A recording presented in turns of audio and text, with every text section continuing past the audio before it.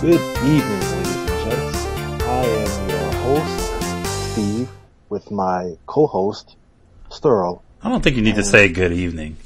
I mean, whenever they listen to it. Oh, listen, it sounds fancy that way. There's something classic about saying good evening. But I hate you so hi, much. everybody. Hi, everybody. First, let's say hi, everybody. This is the 8-bit generation. And let's talk about what we've been playing. What you've been playing. Well, you go first. I always go first. Oh, okay. So I'll go first. What I've been playing.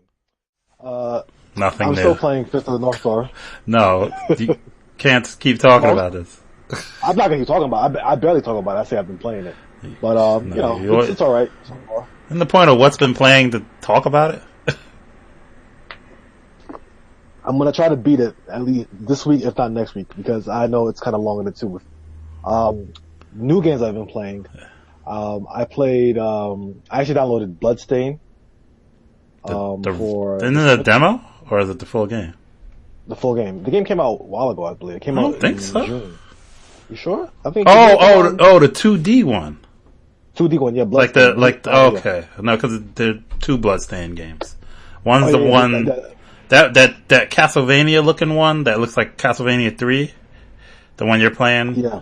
That came out of nowhere. It was kind of. It looks pretty good. It looks pretty interesting. I'm actually playing it, and it's really like if you play Castlevania on the NES, it's gonna be very familiar. But it plays really great, like an old school game. What's cool about it is that you get to every level that you beat, you acquire a character that has different moves and different abilities. Like the first guy you play is more of a balanced guy. His weapon is more short ranged or whatever. And then the next level, you pick up a woman who jumps higher. She's faster, weaker, but her weapon's longer. Things like that. And it plays good.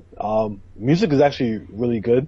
It's not on the same level as Castlevania. Castlevania has some classic tunes that's really hard to touch. But they tried to emulate it. I wouldn't say they tried to emulate it, but it's good music. I would play it. I wouldn't turn on music, but it definitely isn't as catchy. Okay, and that's not a slight or anything. It's just saying that it's hard to be. It's hard. Yeah, I was gonna say it's hard to be as good as Castlevania. But I will say it's good to listen to. I haven't listened. I went up to stage 3, and I actually did a stupid mistake on my part.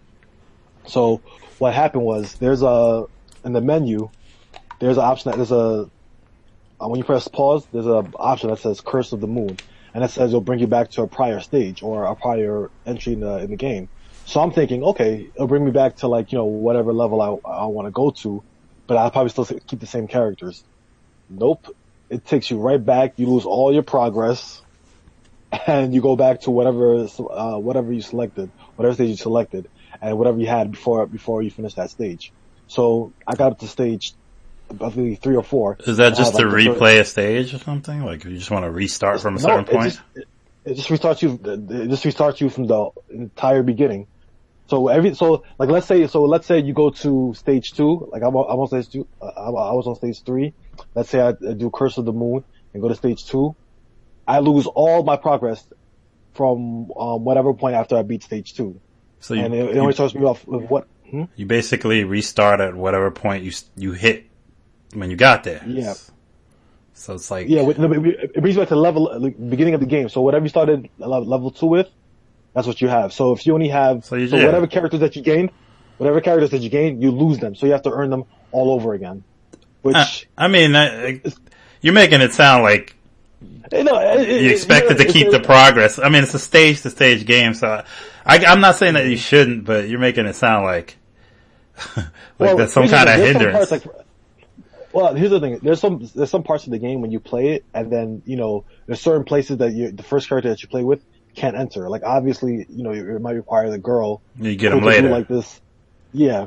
So I was thinking that maybe that you would do the curse and then you would have the ability. Oh, I see what you're saying. Exactly. But you don't. I know you don't. Yeah. So that was kind of like all right, but still, I didn't. The game is so good. I didn't really mind going back there, but I just thought it was kind of an odd option. Kind of put that in the menu, or that's the title of the game. That's what the Curse of the Moon does. So I thought that was interesting. So after that, I will say, I haven't finished the game, but so far, I like it a lot so far. It really gives you that 8-bit itch. That you it scratches your classic. It scratches that itch. Yeah, so that's pretty good. And the sound. Just on another note, the sound is really good too. Like it's all 8-bit stuff, but it just sounds so authentic. Like you would really think that this is an actual 8-bit game. Because nowadays, the 8-bit thing, virtual thing has been done so much that it's just like, okay, people are doing things that probably couldn't have been done on those systems. But playing this game, you feel like it could only, you feel like you would think that you're playing an 8-bit only game that actually came out, maybe in the 80s or early 90s. From what I looked at, definitely some of the things look a little bit more advanced than a traditional 8-bit, because you could just go back and, the game heavily borrows from Castlevania 3. So if you look at Castlevania 3, and you'll really see a true 8-bit game. And I know, like, towards the end of the era, there are certain games that really took good advantage, like Kirby's Adventure and certain things that look really good.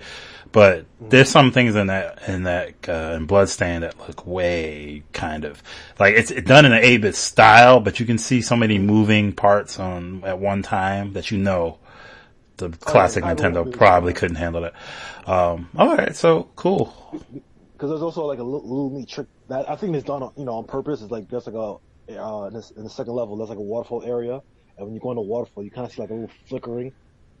I'm sure the artists try to emulate what it would be like on the NES or something like that, but it looks kind of good. It looks like authentic. Like I think if you're, if you don't think too much about it, like you obviously play a lot of Castlevania, so I guess you can definitely see like the inner workings of how a real true 8-bit game works. I'll have to check it out. But I thought it looks pretty good. Like I thought it looked authentic. I've seen a trailer. Yeah, it looks good. It looks like a game made now that is trying to emulate 8-bit, similar to like the Mega Man 9 and Mega Man 9 and 10.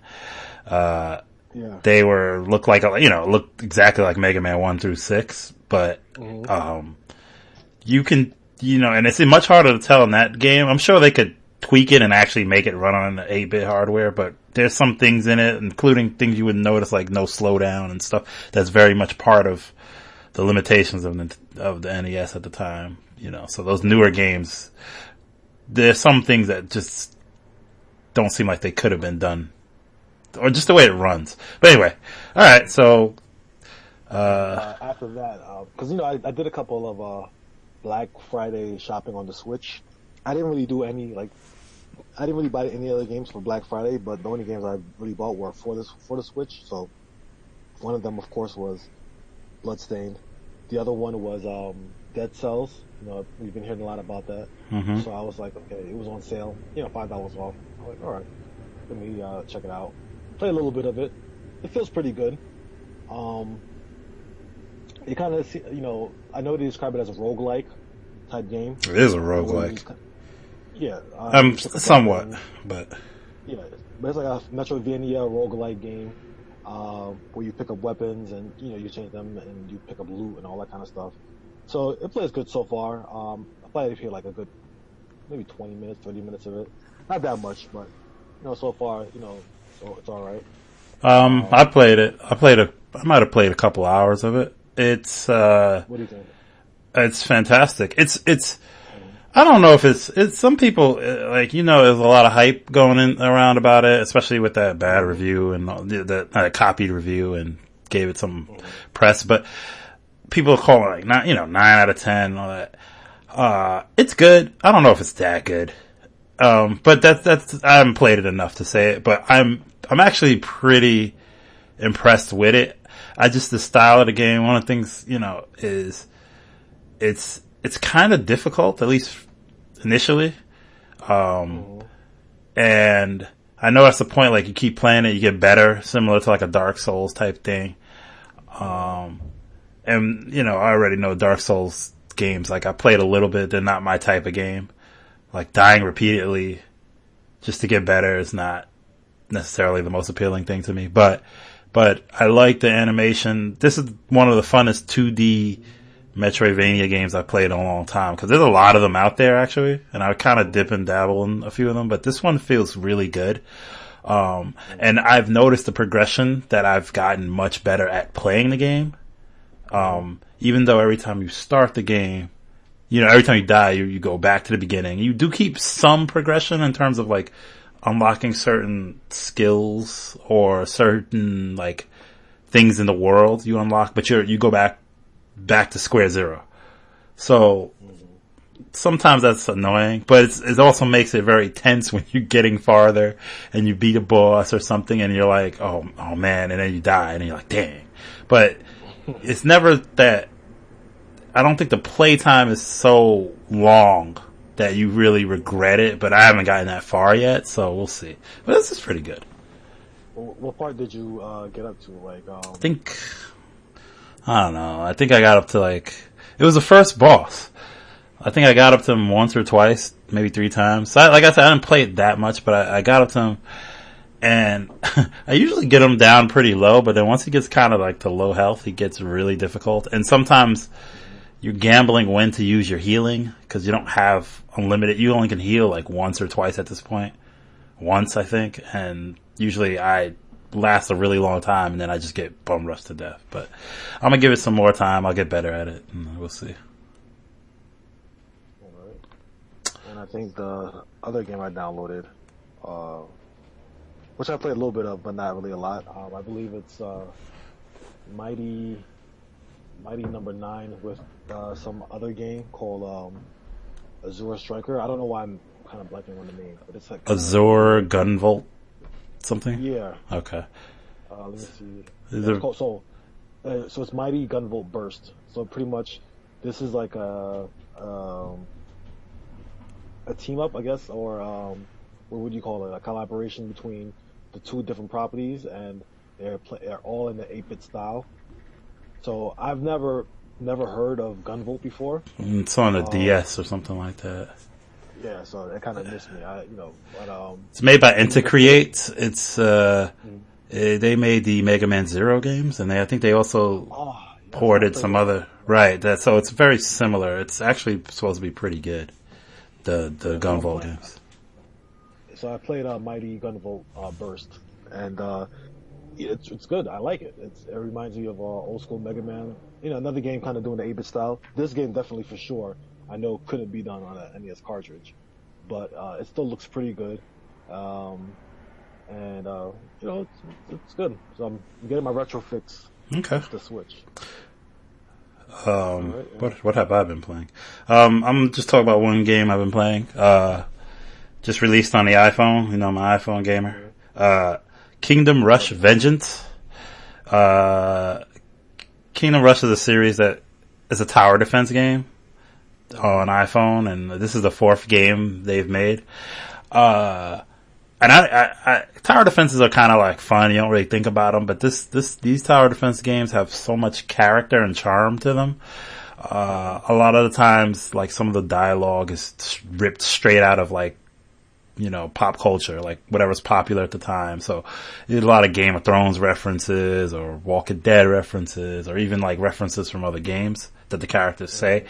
The graphics are cute and kind of cutesy, chibi. I don't know how to describe it, but it's a tower defense game. It's pretty fun. It's very difficult, I think. But there's something about tower defense, I don't know, that's really entertaining. It's really fun to play. It's perfect for like a train ride. And I think it's kind of good for very handheld friendly. Yeah, no, tapping to select and do it. It's like perfect.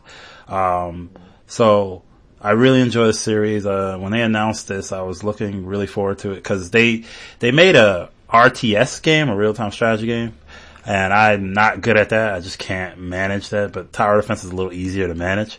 So, I'm really just enjoying it right now. So, that. I didn't know, I don't want to get off topic too much, but you said you're not really into RTSs? No. I didn't know that. I mean, RTS is mostly like a PC thing, right? And Yeah. I just got into PC gaming, but that's one genre. Like, I'm not good at multitasking. That's like not, especially in a game. So RTS, you gotta kind of manage a lot of things at a time. And I tried, but then I'll forget to do this, or I'll forget, and then I just get overrun by enemy base or whatever like that. So I'm just not good at them. I don't know. Like, I love my old school RPGs, not the newer types that are action oriented. There's too much going on. So it's not really my flavor. But, yeah, so that's what I've been playing. So let's get on to the topic, man. What we getting into? What do we got? So, sorry about that. So for today's topic, I wanted to kind of talk about actually two games. So in the headlines, as we discussed before this podcast, Fallout's controversy. In case you guys don't know, Fallout 76. Pretty sure if they look at the internet, they'll know. But I know what you're saying. But just in case they don't know, Fallout 76 is bad. And it's bad. And I'll preface this by saying I haven't played the game, I haven't bought the game, but this is a decision based on things I've read and things I've seen. It looks awful. I was never the biggest Fallout fan anyway, but I did enjoy Fallout 3, and I didn't like Fallout 4 so much, but Fallout 3, great game. And you know what's funny? To kind of add on to that, I also haven't played any Fallout games. I've always heard of it. I've always known that they were critically acclaimed, and people spend hundreds of hours in them. I just never came around to playing it. But with Fallout 76, I remember a lot of people were kind of worried about it as soon as it was announced, because I believe they were talking about there's no NPCs in the game and it's all online only. So a lot of people were kind of worried what's going on. So during E3, Bethesda had their own what did they have? They had their own conference, right? And they announced like the Elder Scrolls 6 and Doom Eternal and some other, they announced a lot of things, but their focus was Fallout 76. And immediately the first thing they talked about is this. They were talking about the world, and they said the world is this, that, and they said the world, there's no NPCs because the world's going to be inhabited by real players. And so I was like, okay, that has some kind of potential if done well. Now, Bethesda really, I don't think has any massively, multiplayer online games or whatever. But if done well, this could be pretty cool if they design it in a way that you don't have to, that player interaction is key. But they didn't. And it showed, because I think a lot of people were disappointed with the game, and the game's on sale. The game's on sale, but I think a lot of people who had the game, because I believe if you buy it on Steam is pretty generous with the refunds. I believe they stopped all Steam refunds, and now you can only buy the game on Bethesda's website. But I don't think you can buy it on Steam anymore. I mean, and I'm saying in terms of being on sale, it came out in a week. After a week, the price got slashed in half, and they're saying Black Friday sales. No, that's not. This game is tanking. And they say thank God for Black Friday. They said they were like, that game went down to 30. So imagine how pissed you got to be. That you bought the game early or whatever. That's why you don't ever pre-order games. We can get into that later. But you buy the game $60, and then a week later it's $30. That's, not to mention that the game stinks. And I mean, I think we're not going to necessarily focus so much on the stinky part of the game, but it's kind of the situation. Just the idea of what this means. And I mean, the thing with Bethesda is that they create games that are usually janky. If you played the Elder Scrolls 5, if you played previous Fallout games, or even like Fallout Vegas, I watched one of my friends play that, and there's so many glitches that happen. Open world games are usually full of this, but these Bethesda ones are like, but even so, they are kind of charming. They are funny. You kind of wait to see what happens, but I think there comes a point, like, you know, but like you said, it's charming, but there comes a point where it's like, okay, you know, now it kind of has to be ironed out a little bit more. And I mean, I think look, 76. yeah, I was shocked about how terrible how, first of all, this engine's been around for like 1,000,000 years. I heard this engine's really old. So how can it not be ironed out? I understand maybe like the online stuff is not perfect. You know, maybe that's some glitches, but like, but there's graphic issues. There's this, you know, things falling through the floor, monsters not reacting right. That could all be online, but there's so many problems that it's like, how do we not fix this? And I think what the real discussion is not that the game is bad, but that they said, okay, well, they did a beta before. It was like a couple of weeks before, and then they said, and they even admitted in the beta, like, you know, Fallout 76, you're gonna break it in this beta, but we want you to, because, you know, that's basically us admitting that this game is coming and it's broken, but, you know, maybe you can. But I think in this case too, Bethesda is leaning on the crutch of, you know, it's Fallout. We'll add things to it later. It's Fallout. Well, it's Fallout. You guys will buy it because you like Fallout, and exactly. You know, that's basically the biggest thing of the. You know, I think we should focus on is that this is a trend that developers are doing. Not all, but a lot of developers are starting to release games in states that are just unacceptable. Or just unfinished, you know what I mean? Just like, and passing them off as full price products, and just kind of banking on either like the success of the name or their prior success. Right. And a lot of games are doing this, and it's an alarming trend. And I think part of, you know, I think this really is a good reason for people to stop doing pre-orders, which is basically like paying for games that you don't even know are gonna, you don't know the quality, and, you know. Which I don't agree with, pre-orders, but I understand somebody who's really hyped for a game, who's like, you know, if it's made by somebody, like a company that you trust, like, say in this case, again, Bethesda, and you enjoyed Fallout games, and you really are looking forward to it, I can see doing that because they do give some incentive to do it for some people. Although some of this don't really much to me, but for some people, these little things or these, you know, collector's editions or gold edition or first day edition. All right. You know, these little things made me something to somebody. So I can see somebody. Yeah, but my whole thing was like, okay, I can understand buying a special edition or whatever, you know, like a legendary edition or something. But when I used to think before you would pre-order, and I'm just guessing, I don't know. I used to think you used to pre-order games because you wanted to get them before, you know, they sold out, which was a thing. Like, you know, back in the day. I think that was the purpose in the beginning, of course. But, you know, yeah, right? Like, you used to pre-order a game to make sure you had it, because before you could buy games online, and before, you know, game stores had limited quantities. You couldn't get, you know, I remember going to buy a certain game, I can't remember what it was, but it was sold out I went to a couple of stores and it was disappointing.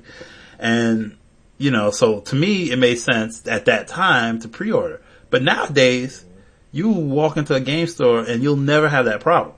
Like, I've never been to a game store to purchase a new game. Well, I haven't purchased a lot of new games recently, but from what I've seen, I've never heard of this game is sold out. This game is sold out. Like, maybe certain games, like a Pokemon might be or something, you know. Like, if it's holiday season too, like, you know. Yeah, but that's not pre-orders. Like, that's just walking in. I'm just saying, like, yeah, where a game has been sold out, unless you've gone to like maybe only one store. But like, let's say for example, where we live at, Jamaica Avenue, which used to be like a hub, hub of stores full of, you know, different, you know, mom and pop shops and, and big businesses. You know, you go one store, they may not have it. You damn well know you can go somewhere else and find it. Right, for the most part. Like, for the most part. Like, Grand Theft Auto, one of the highest selling games ever. I don't think I've ever, you know, I used to work at the game store. I don't think we've ever run out of Grand Theft Auto. Right. You know, we always know that people love Grand Theft Auto, and I think if we did sell out, it was going to be definitely during holiday season. But the whole idea of like pre-order is like when you want it day one. Like I don't think because the reason that's also not as big of a deal anymore is because we can download games now. So, and I think a lot of people they go that route. Like some people want the physical copy to trade back in, but some people, you know, like certain games that I know I'm gonna play for like a while, I like will feel like I will just download them. Now that's also another issue because sometimes you download a game you hate and then you're stuck with it. but yeah. So back to the topic though. Like, what do you think? Like, you know any other games that do this, or why do developers do this? I mean, we all know why they do it. Money. They want to get it out, and they want to get the ground running in terms of, you know. And also, I think pressure from like investors and stuff too. Investors, yeah. You know, they got to meet a certain quote at a certain time, so you know they're pushing these games out. But it's never been to this level. I think part of the issue now is that we can patch games, right? So you couldn't do this before, so you had to make sure your game was working. You know, now if your game's busted, it's one thing your game is busted, but sometimes the game feels like it's incomplete too. This game feels like it's busted and probably incomplete. Or it's definitely not finished, you know. Yeah, I mean, I haven't played the game, but like I said, from what everyone's been talking about, and you know, you kind of get a good, you know, general idea of something, and not for everyone, but you just get a good idea of what people are complaining about, because a lot of these people who are complaining are fans of the franchise. Right. So obviously, there's there's an issue there. You know, like for example, this is a little bit different, but kind of the same thing where people are kind of outraged. Did you hear about the thing with Pokemon, with people like review bombing Nope.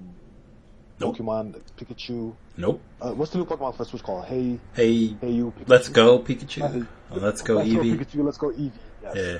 You know, there's people who are upset with the game. I believe it's only in Japan, right? I don't think anybody's doing that in the U.S., but I know in Japan people are upset about it. I'm not really sure why. But, you know, I think a lot of people are upset that it kind of went back to like a more simpler game. Well, it is a remake of.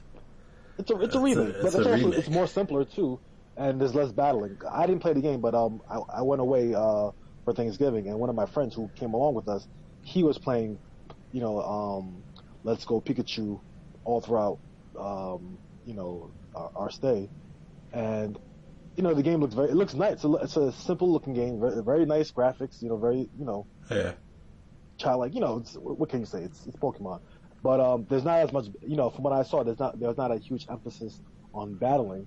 It's more of an emphasis on catching Pokemon.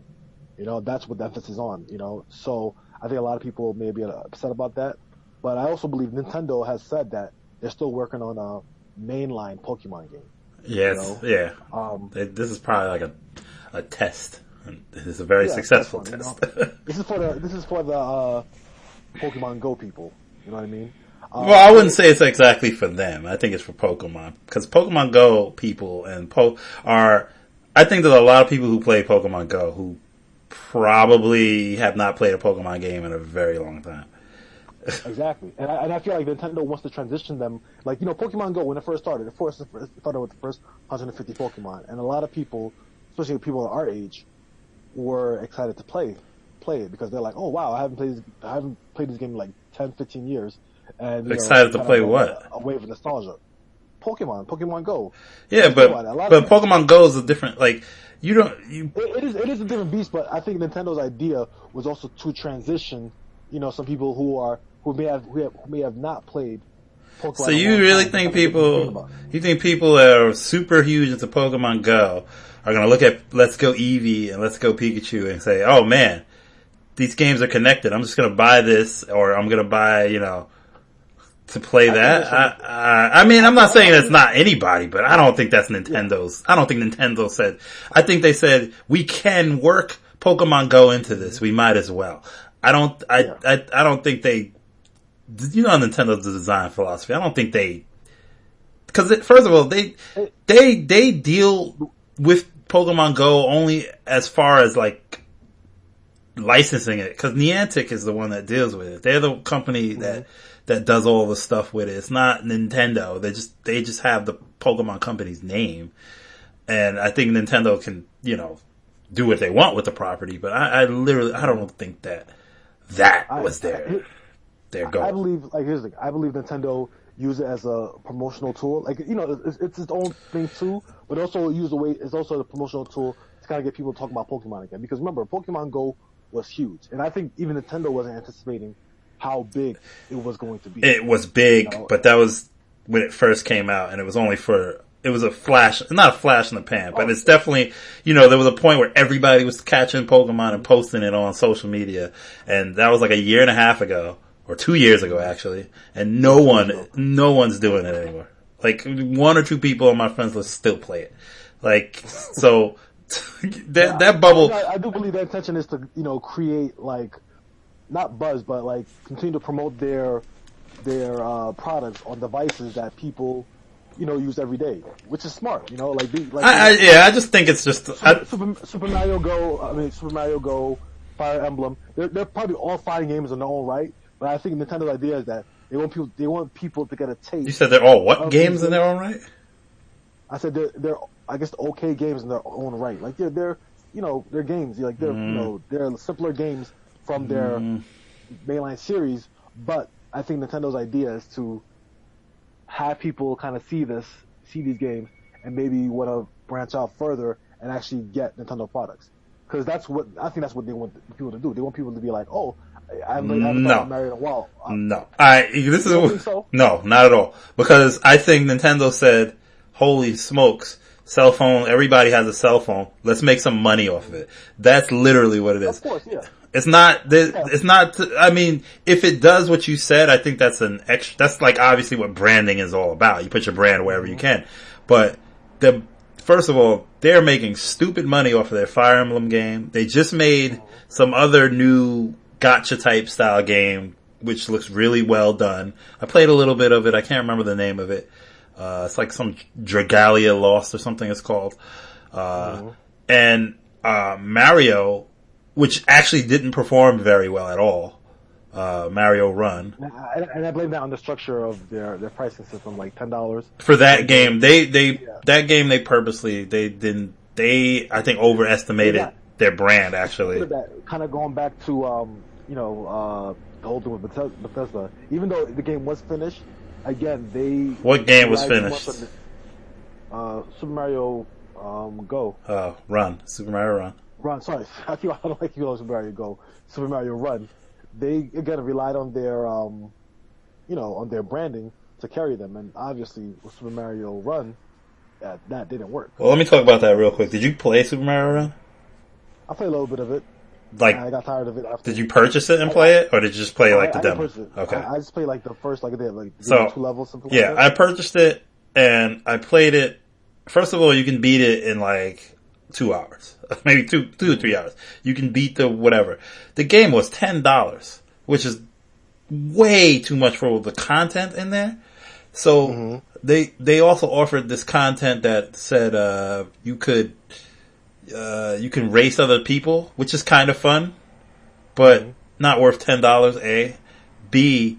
They added some new stages and the stages are really well done. It's like, the Nintendo just has a way of designing things. So the stages are very good. It's a very good runner, but it's definitely not enough content.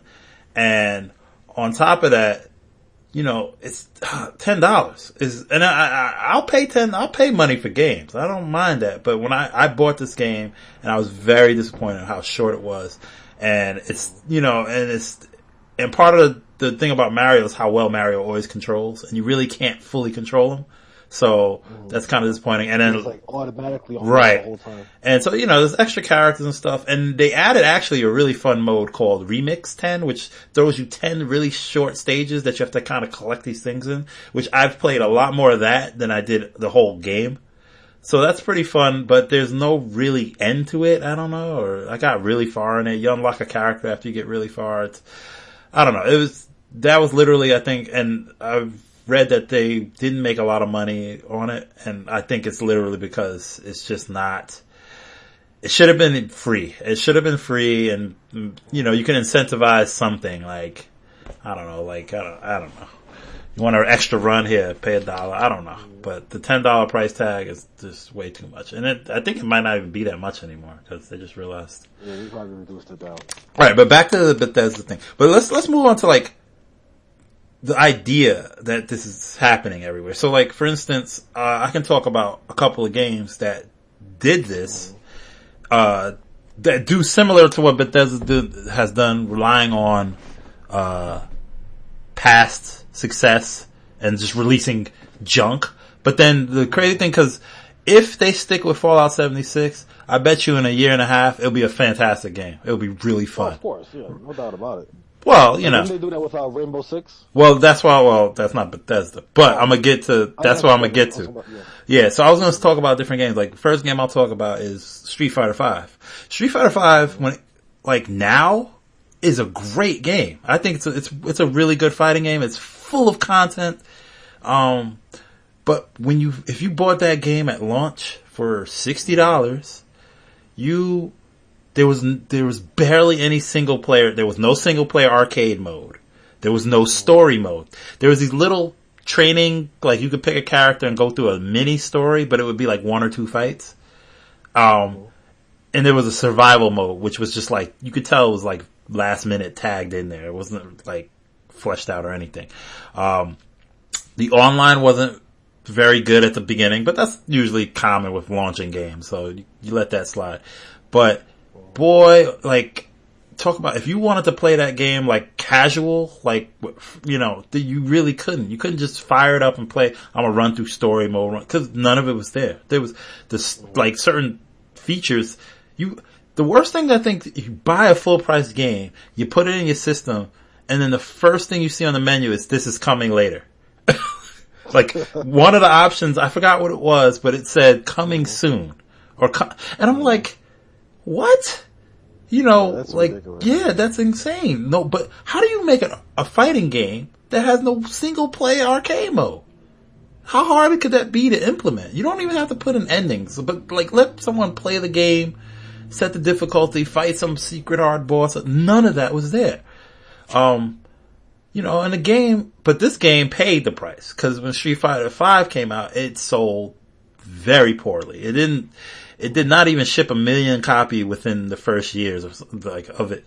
So it didn't do very well. And I think Capcom kind of realized, like, well, I don't think they done right on the game. They didn't charge for the, extra editions. Been earning now? Like, I don't have any kind of number. I know it is much more, I know it's a better game. I think it's selling a little bit, but I can't say for sure. But they did keep their promise of not charging for, like, the new edition of the game. You know how it's arcade edition, and with Street Fighter 4, they charged you for a new game basically every time they did that. But this one, you don't have to, and the game is dirt cheap. Like, it goes on sale like every other week for $10. Like, you can buy Street Fighter 5 for so cheap. But it would have done so much better. The game would have been much better if it got more positive reviews. If it just, they should have held out. A lot of people, who were looking forward to the game already knew about the model that they were doing. So a lot of them were just waiting for probably, like, okay, to see what the Capcom does in terms of their releases, or if there truly will be, a super edition and things like that. Yeah. I think a lot of people were burnt by last generation when, you had Street Fighter 4, Super Street Fighter 4, and Ultra, and then Ultra. So it's like, and then arcade edition somewhere in there too. Arcade edition. Oh, so people are like, well, what's the point of buying this? If let me wait and see, because Turbo Super Edition will come out in 2 years. So they did avoid that by not, making people pay, but they had a lot of bad publicity, but just because of how poor, how the game wasn't made for everyone. And that was kind of their idea too. They made that game specifically for the tournament scene. Yeah, they wanted that, out the gate. That's why they released it, right? Because they wanted to release it before Their Capcom Cup, I think. Yeah, I think they wanted the Capcom Cup to be big and all that. And the game, some people don't like it because it's a little, it's kind of easier or whatever. But the game is I think the game is fun to play. I don't like it as much as Street Fighter 4, but I think it still has its place and it's very fun to watch. I love watching it. But in terms of at that point, I wouldn't have recommended it for Joe Gamer to have a good time because it just wasn't anything in there unless you had a buddy to play with all the time. Where Street Fighter 4 had all these modes and all these things you can kind of do solo, now they finally slowly put everything in from a complete story mode. It's awful, but it's there. To an arcade mode, which is very, very good. The arcade mode is fantastic. You can play technically a different version of Street Fighter. It's all Street Fighter 5, but you can play strictly Street Fighter 1 characters, and you go through that kind of arcade, or 2, Street Fighter 3, or you go through the Alpha series, and it has the music from those games kind of in there, and it's really good. But it should have been like that from the start. That would have been fully featured. Tekken did it right. Tekken 7 has everything in it right from the jump. All the modes, crazy story, and that's why that game sold pretty damn well. Compared to, Street Fighter 5. But anyway, you know what's interesting too? You know who else I think did it right as well? Who? Killer Instinct. Killer Instinct had a great model for their game because Killer Instinct was free on the Xbox, where they made it free. That was the first big thing. I don't know how well that game did, how much money, but that was a good idea, I think, to go that route. It has a strong following. At this point, it has a strong following, and the game is pretty good too. It's I never thought I'd be saying Killer Instinct was really good, but the game is actually pretty well good. It has a strong scene. Yeah, no, it does. I think it is pretty good. It looks great, and I've never been into that series, but I think their model was good, having the different seasons, having different free characters available, and if you just want to buy a character. Too, if you wait a while, if you stick with the game, eventually they usually for Xbox games with gold, they'll give one of the seasons for free. I think I have up to season 2 for free, and you get a good amount of characters. But if you enjoy the game, you're enticed to buy the next season because it has some awesome character designs. It's really, really good. I think Street Fighter should have did that. I think Street Fighter 5, or if they failed at the beginning, I think they should have went that route. You give the game and give everybody Ryu. I mean, exactly. And Ryu's perfect. And I won't lie, the way the game is designed, especially with the newer characters, it's enticing to want to try them and buy them. I mean, then $5 a pop for whatever character, or $6. I think it's $6. Yeah. I think to me they perfected the fighting that model, and like I said, it's been successful for them so far.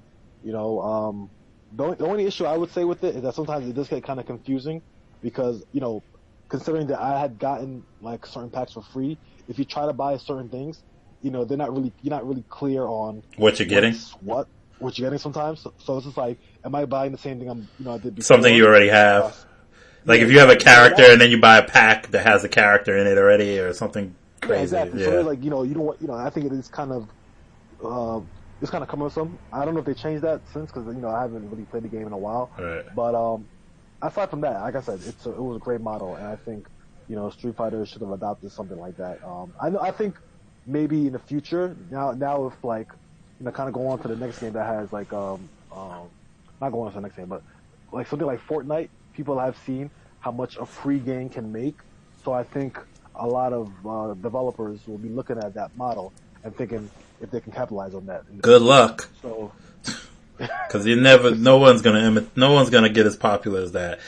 I thought that game was eventually gonna fade away maybe in a little while, but we played that game. I was wrong. You guys told me about the game in the fall. You guys were playing it early September or something like that. Yeah. Kept on telling me try Fortnite. So try Fortnite. Good. I played it. We played it for a long time, before it became. Yeah, we played it. We were playing it for that whole 6 months. We played it. We played it for a while. In January, I stopped playing, and next thing you know, around February, everybody's talking about Fortnite. I mean, I think they were talking. By the time we were playing it, it was getting popular. It was already it was getting popular. It was pretty popular. Now that it runs on everything from your Apple phone watch to every dang, like you can play it on your phone, which is ridiculous. Yeah. Even they just had a patch for the iPhone XS where it runs at 60 frames per second. That's insane on your phone. Mm-hmm. So, I mean, it controls like but like, kids, if you're with kids in class, you don't care. If you're casually just looking to play something on a run, I mean, come on. Or visually impressive. Or like you can bring your Switch and play it there and play it on the go there, with better controls. I mean, it's crazy. And, but like, I think, we could almost talk about that because that game ideally wasn't even the game. They just added that in. The other Fortnite, you actually had to buy the, imagine if you're looking forward to that version. you spent money to play that early access that's still in early access for like 3 years or whatever it's been. But, forever early access. But wait, let's move on to the next. You can think of another game. I got plenty of games, but I'm not going to talk about every single one. But. So another game that had, that's kind of immersed in controversy recently, I don't know if you heard about it, is Battlefield 5. What controversy was this? I heard of Battlefield 5, but... So the game came out, I believe, last week, and the sales were actually absolutely awful. Like, really? Right now, yeah. I didn't think they were going to be fantastic, but I didn't think they were going to be absolutely awful. Just like what happened with Fallout with like deep discounts very early on. I did see it for $30 or $40. Battlefield 5 is cut in half. Well, some places cut in half, but pretty low for a new game that just came out. And a lot of controversy stems from well, it actually started a couple of months ago when they revealed the trailer and they showed like the single player campaign. A lot of people were upset that had females in it. Yeah, females in it, but also too, they were taking this fantastical approach to World War II. The game's supposed to be set in World War II, but they did this alternate universe where this woman was, she was handicapped. She had like a, what's it called, a hook, and then she had a samurai sword and everything. Wow. And I kind of missed that. I watched the trailer. I saw the hook arm, I think, but I missed. Upset about that. People were like, this game looks too ridiculous. So I think a lot of people were upset about that. And then I remember a lot of the complaints when the CEO of was it DICE, I believe, who makes Battlefield. They said when they asked him about his response about what happened with the reaction, his response was, "If you don't like it, don't buy it." Well, so, I guess that's what's to now. People listen to his word. I guess so. And you gotta be careful. The people with their fan bases, you gotta be careful. I mean, and that's the thing too. That's kind of like I find interesting is that people is that a lot of people take for granted that their fan base are very loyal, and if you do something that fans like, all right, let me rephrase that. No, I know what you're saying. All right, I think a lot of companies tend to they bank on their goodwill. They bank on the loyalty.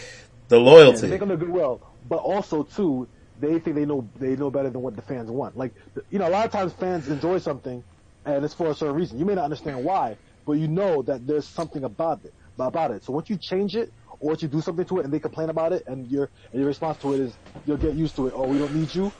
You'll lose people really, really fast. Like, that's not a way to gain people. That's not a way to gain fans. And and you see that with, like, for instance, the Xbox One, right? That's a perfect example of them having fans and saying, okay, and to be honest, I kind of liked what they did, in terms of, they were thinking about the future of gaming, right? They weren't thinking about making a game system that just does what your old one does, but better. They had some deeper ideas for what online gaming was going to be and this and that. I just think that they presented it so bad. You can't present something to people and say, you're not going to, or you have to have kind of foresee that people are not going to like not being able to sell their games or not having physical copies, or certain things like that or telling adding restrictions to people's choices. Right. And people feel like, why are you pigeonholing me for? You have to. You can't borrow something from your friend because they have to buy a license. Like I forgot. Yeah.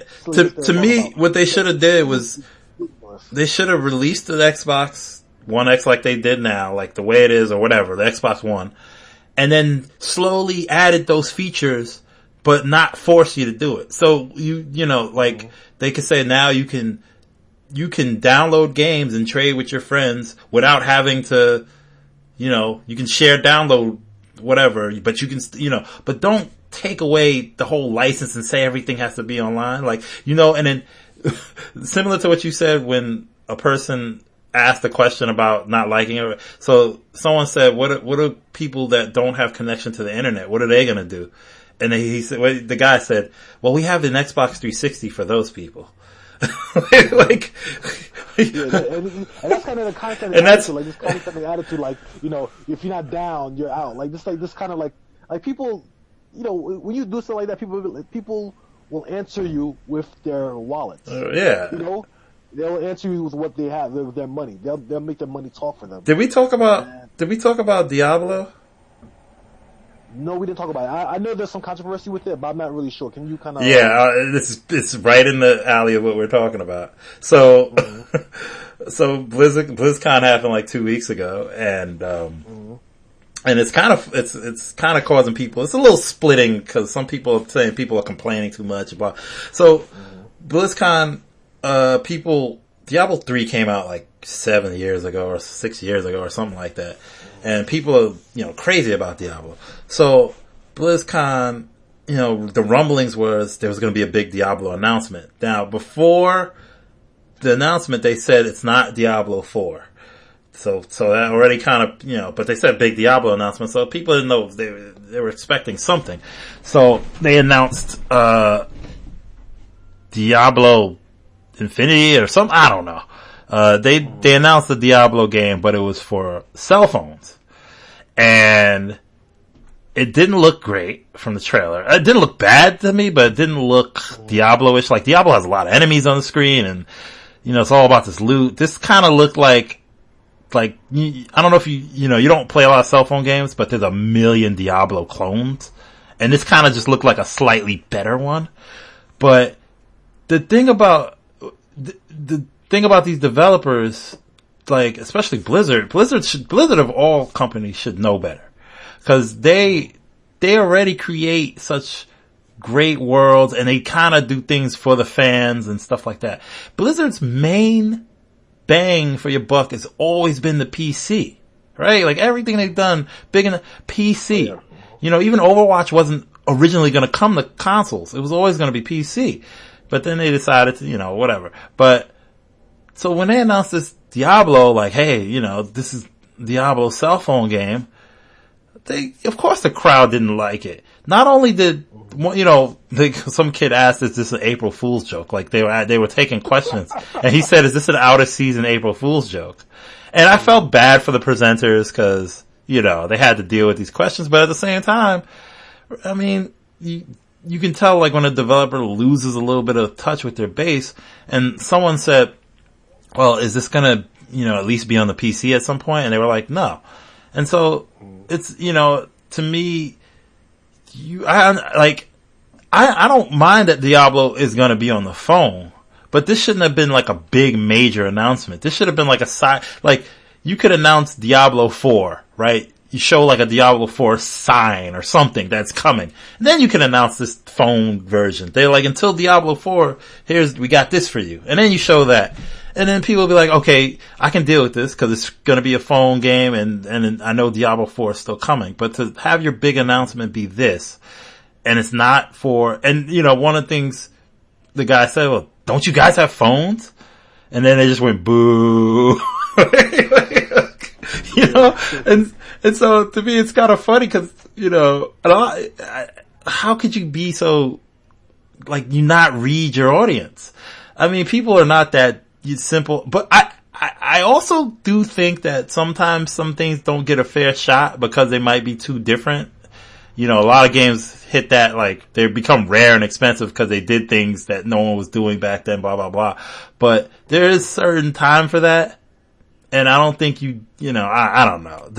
They've really just lost.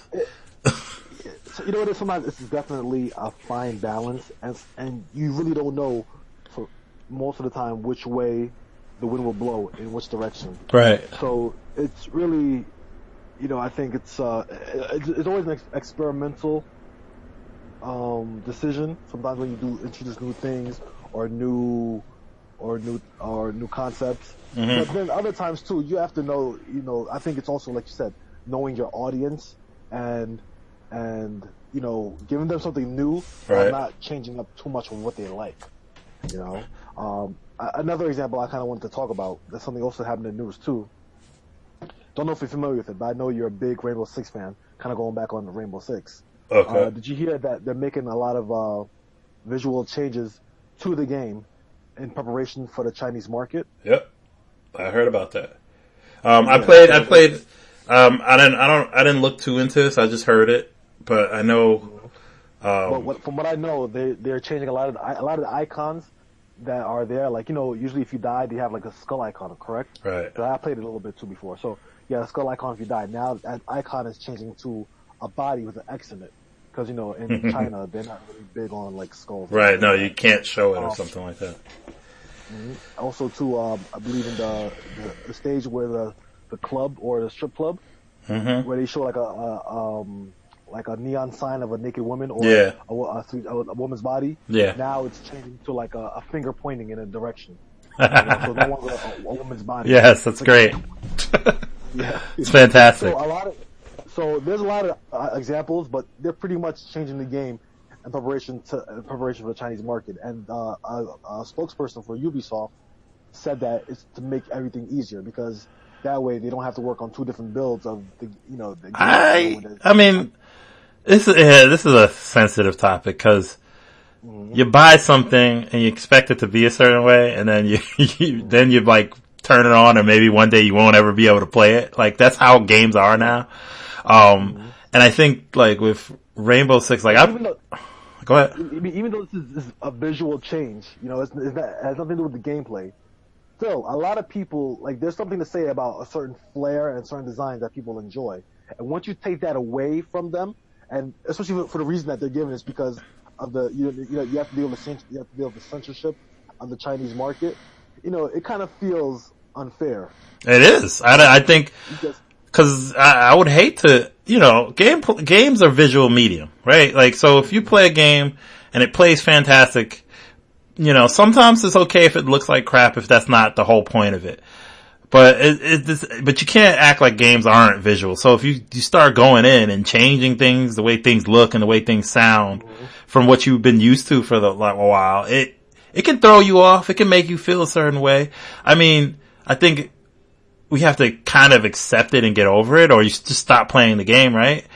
I mean, cause I mean, for me personally, those little changes are more funny, and I wouldn't really be like, I wouldn't stop playing the game, but I wouldn't be mad if someone was outraged by it. I think they have every right to be. It's, like, it's so weird. You purchase a game like, like I said, you expect the game to be what you purchased. So, to play it like a year later, well, to come, I think that's a crazy thing nowadays too. You play a game at launch, and then if you come back a year later and play it, it might be a completely different game.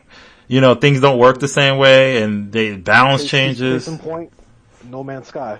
Right. Now it's a real game. Because before it wasn't. It was a bunch of broken promises, and now it's like, at least people say it's fun, whatever. But yeah, I just think that with Rainbow Six, I played a lot of Rainbow Six early, and it had a lot of issues early, and lots of, it's Ubisoft, and it's a much better game now. They have a really interesting model where they're not looking to, serialize the game. Like, I'm pretty sure eventually there's going to be a Rainbow Six Siege 2, but their idea was, to make one game and just keep adding a bunch of things. And they've been doing it. They've been adding stages and characters, like, to the point where it's almost like, I turned on the game and I started playing. Like, I hadn't played in like a couple of months, and it's kind of not the best thing I'd rather play a Rainbow Six Siege 2 and be familiar with that. But what happens when you play it now is things start happening. Like, I was playing and I didn't know all the new characters, and I'm running around trying to disarm this bomb, and my cell phone goes off. And I didn't realize every character has a cell phone, but it makes a loud noise and you have to shut it off, otherwise people will know where you are. But that's just a new character's ability. Just starts opening your cell phone. And, so basically, yeah, just going back into a game and then seeing, like, things happening and you don't know what's going on because there's been so much content added. So that's a little weird too. So I think you got to take some of the goods with the bads. Like, you're going to have games get updated. Sometimes you get free stuff all the time. Like Rainbow Six, you might not get free characters, but you got a lot of free maps. I'm saying, like, they don't charge for maps. So, sometimes that comes with other changes. Things don't stay the same. I think it's just the way games are now. I think you just kind of have to deal with it. And China's a really big market. It's one of the biggest markets, on the planet in terms of games. So they're gonna make sure that things work for them, and they have to. So I don't know. Yeah, but now, it's like, I feel like now we're slipping into, I mean, this is that's another topic for a different day. Right. But I personally feel like you're kind of slipping. We hit an hour, by the way. Yeah. Oh yeah, you're kind of slipping into like a territory where it's like, okay, now you doing this game for our sensibilities or for, the global sensibility. And, it sounds kind of funny about that, but it's like, if to change a game, now people are going to look, I think a lot of fans are going to look. I mean, they're going with. What happened? Ubisoft is already an international company as it is, so. But they're trying to avoid, like, they have to do that in order to release the game there. And I mean, like, I know what you're saying. Like, they could just release a second version, like a Chinese version specifically, but they're trying to avoid the law. Like, here, it's not an issue either way, right? They can leave this in, leave that in. There, they wouldn't be able to sell the game at all. So they, and it's an online game, so I think it's just easier, or maybe it's more financial sense to not go in and have two different things, because then you have to make two different patches each time to keep the game, I mean, basically, it's to save them time and money. That's pretty much right. What it is. That's the main idea. Damn greedy companies. Yeah. It's not even that. I'm just playing. I'm being sarcastic. Yeah, it's just the way I look at it, someone online mentioned this, but I think, again, like I said before, the whole design and getting used to certain icons and seeing certain icons and you're used to when you're playing, all of a sudden change. That kind of just it may like throw off some people, or it just may turn off some people because it's like just enjoy the visuals. It's like when you play a remake of a game and it takes out a little musical tune that you used to like, or it does something different, and it completely turns you off from it. Like, yeah, I know. Like, it's the little touches that matter.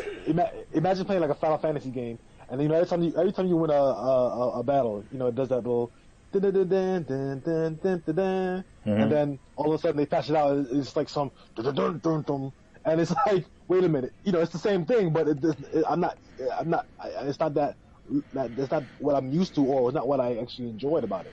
You just took out something that I actually like, and of course, never happened. But it's an example of something that you enjoy, or you appreciated. Now it's gone. Right. And it's like, it may have been the reason you bought the game.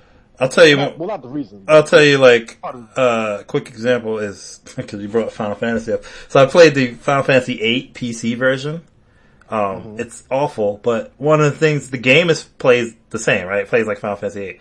But the music is I think it's all MIDI files. Like, how like computers made MIDI, people make MIDI remixes? Yeah, of course, yeah. The whole game is that. There's all the original songs from the PlayStation are not there. I don't know if it's licensing or whatever. They're all gone. So it sounds terrible. And I was playing it and I said, I can't play this. It sounds bad. Now I think somebody made their own patch that fixes that. But that's a perfect example of just something small being changed that doesn't affect the gameplay at all, but completely made me not want to play the game. Like, waste of money. Like, anyway. And another example I have for that? Mm-hmm.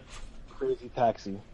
I knew you like I know it's how ridiculous it sounds. Yeah. When you don't have those the Bad Religion and Offspring, what's it called? Is it Offspring? Yeah, Offspring songs. It just doesn't sound the same. Like you just said. As soon as you put up the game, you hear yeah. Yeah, you think of that something for Crazy Taxi.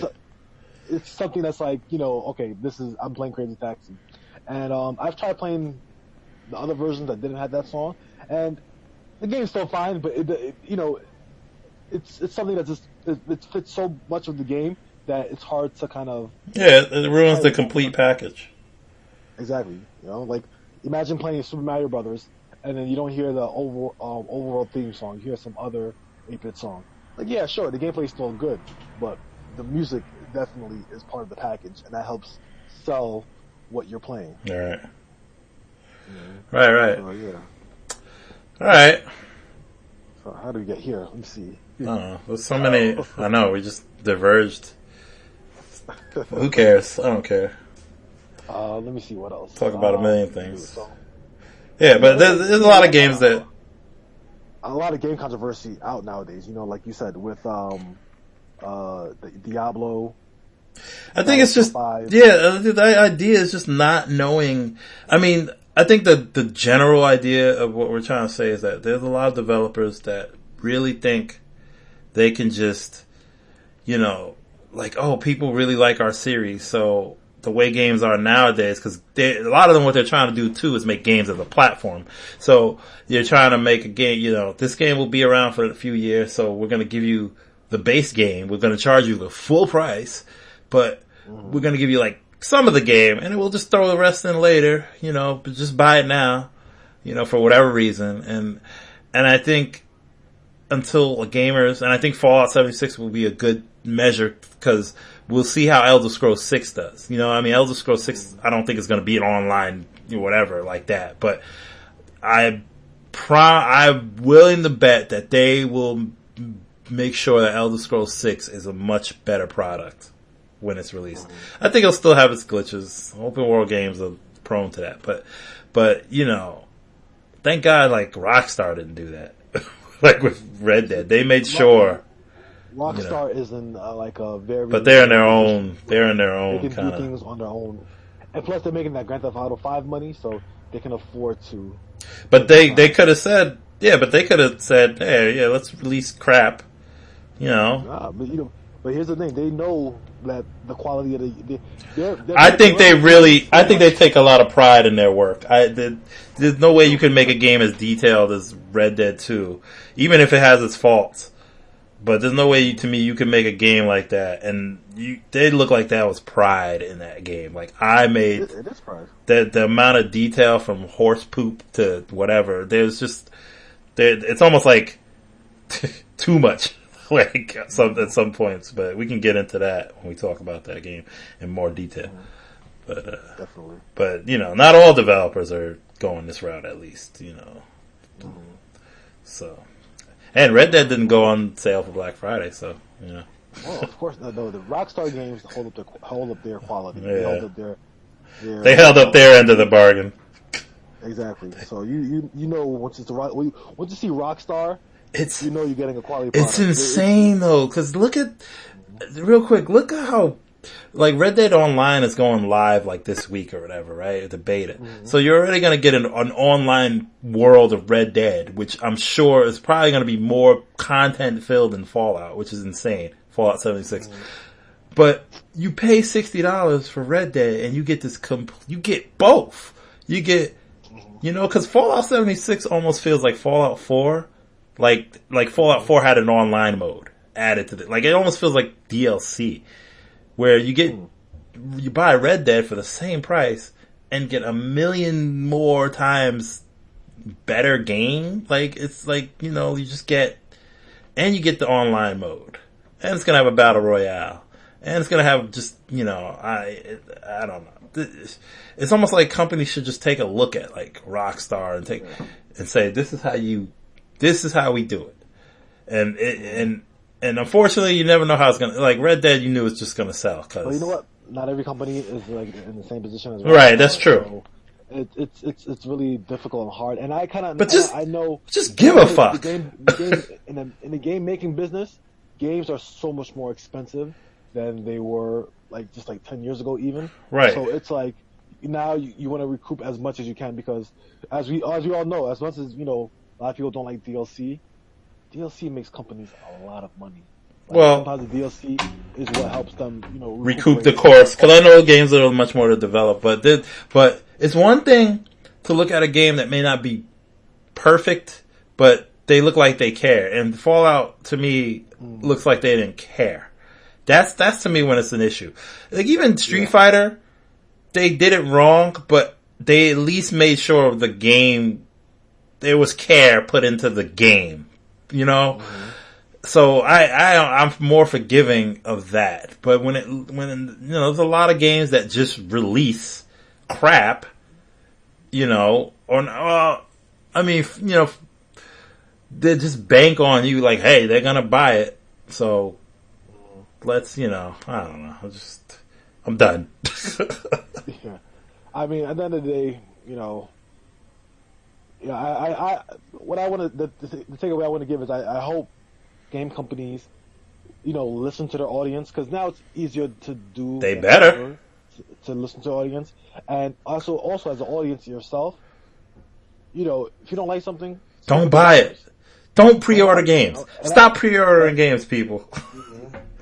Those little, as you can see with Call of Duty, those little bonuses, they're gonna be thrown in the game later or at some point, like on a free weekend or something. Yeah, like they, a lot of people, especially if you think about who plays games, like I know a lot of those play games, but at the same time too, a lot of teenagers play games. Yeah, a lot of teenagers and young people play games in their 20s. So most of the time they don't even, when you're that age, sometimes you may not even look at that like, oh, I'm going to get it later. It's like you want it now. Like, okay, I want it. You now. can have it now. Don't pre-order it. That's all. That's all I'm saying. You buy it on the first day, even if it's crap. But pre-ordering it is like paying a company before the game even, they like. Yeah, I agree. Yeah. That like I'm not saying wait for pre-order, get this skin, skin, all that kind of stuff. People want to get. I get it. I get that. That whatever currency, in-game currency that they can use. Yeah, get your skin, Call of Duty cash. 2 months. Yeah, they want that. Get your V-Bucks. Get 10 V-Bucks. Buy Fortnite for $40 on the Switch and get 40,000 V-Bucks or something. This game, and then it says at the bottom, this game is free. By the way, we're just letting you know. But buy this version of this free game. They have like an ice version that's like a holiday version. I know there's I've seen ads that says Fortnite edition $40 or something, and I'm like, and that's gonna trick a few people.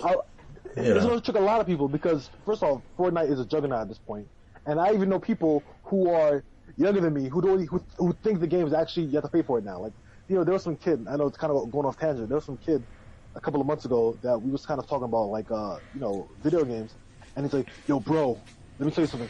Fortnite, it's just so big that they started to charge you for it."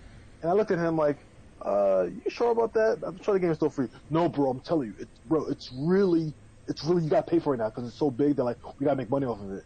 And I'm pretty sure he's a either casual gamer or he's not really into like the industry like that because as anyone knows, the game is free and they make most of their money off of the microtransactions. But this just goes to show how widespread it is and how many people, when their kids ask for Fortnite, a lot of people don't know Fortnite's free. A lot of people are like, what the hell is Fortnite? Especially adults who are not into games. So if they go holiday shopping and they see Fortnite, oh, my nephew talks about this, my grandson talks about this, my daughter talks about this, they're just going to go buy the game. I see what you're saying. I think there's probably not a human being on this planet that doesn't have it, but at this point, but I know what you mean, though. Yeah. All right, let's wrap this up. All right. So, any last words? Don't pre-order games. Okay. That's stop pre-ordering games, people. But no, like you said, be vocal. If don't buy games. Just if you if you feel they violate something, don't, and I think gamers are smart enough that they are showing that. Like, Call of Duty Infinite Warfare, the most negative liked video game trailer, and then that game had low sales, for Call of Duty. And Black Ops 4, when they, one of the first things they said is, no more wall running, no more future jumping off and stuff. And that game sold well. They said, this game is grounded. You'll be on the ground now. Even though the World War II one was grounded too, but, whatever. Alright, well. Alright. This was a pretty good, productive podcast. And we talked a lot about, industry, the workings of the industry. Yeah. So, we jumped all over the place, but I don't care. I think if you, I think it's kind of, it's what the industry is. Like, it's a lot of stuff going on at the same time, and a lot of different things going on. So, hey, I couldn't have said it better than what you just said. Stuff happening. You're a regular Picasso with words. So just leave it at that. All right. We'll end it here. All right. We're out of here. We out of here, everybody. 8BG out.